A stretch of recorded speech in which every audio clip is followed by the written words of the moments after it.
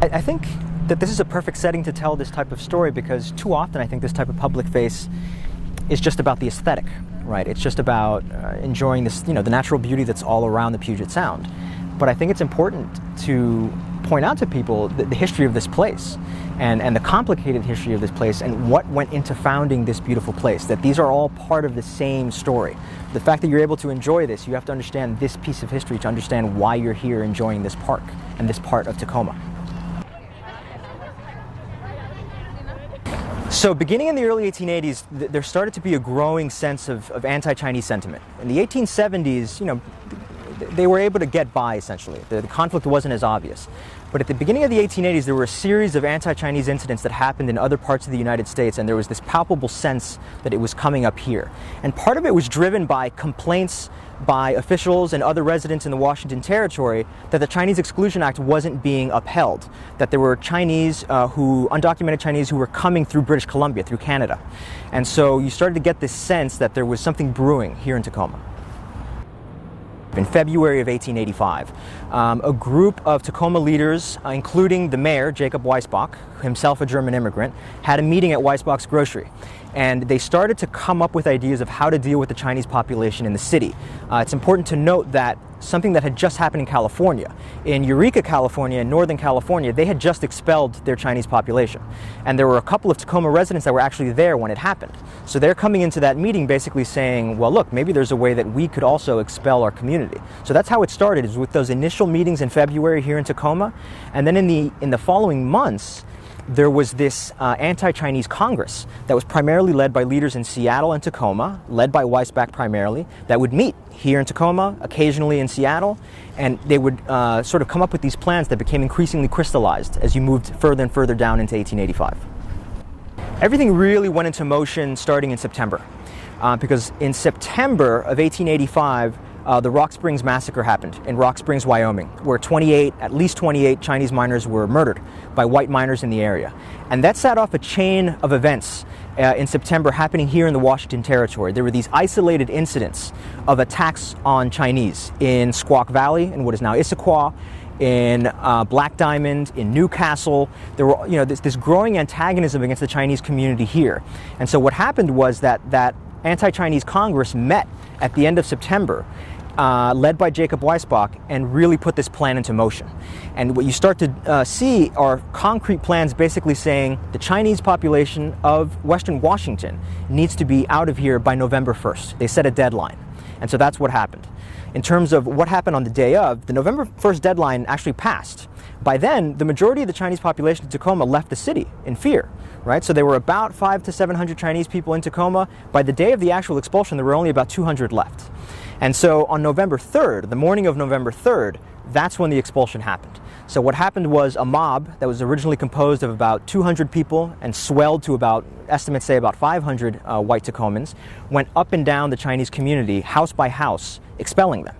And any Chinese person essentially that tried to fight back or question what was happening, there were occasional instances where it became violent and they were forcefully expelled. And so what happened was you had that mob going through the city, lining up all the Chinese, and eventually once they had them all, the Chinese residents were forced to march to the Lakeview train station, which is several miles south here of Tacoma, to get on a train to go to Portland.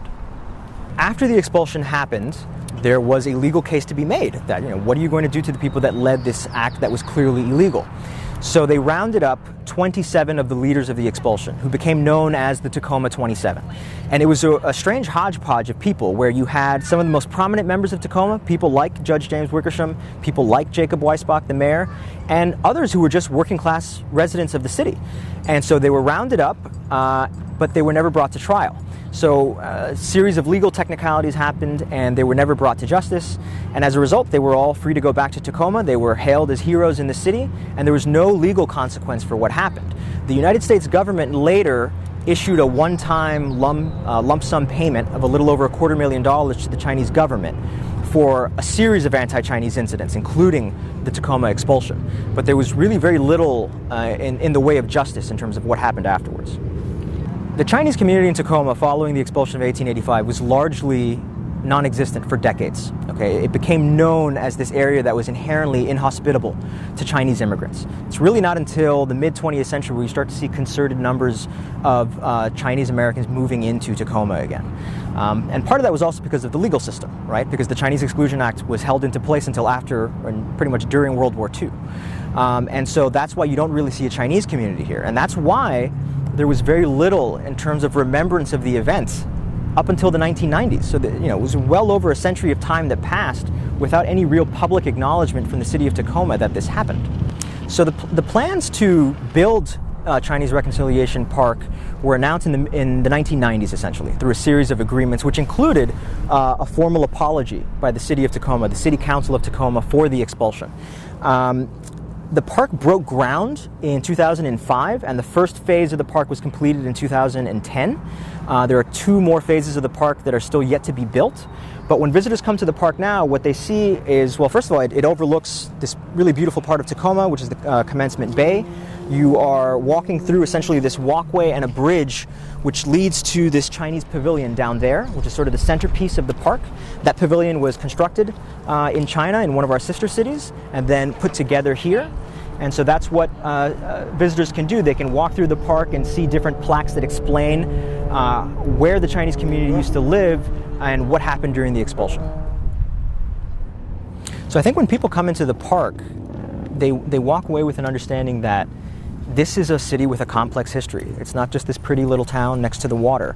It's a town that has a complicated immigrant history like a lot of other towns in the American West. And that it's important to understand that when you look at a city like Tacoma, which is overwhelmingly white, it's not that way by accident. Whether we're talking about the displacement of indigenous peoples from this region, of the Puyallup, whether we're talking about the expulsion of the Chinese, whether we're talking about redlining of African American communities where they can only live in certain parts of the city, there's a reason that the city looks the way it does, and this story is an important part of that. And I think that's what visitors take a small part of when they walk away from it.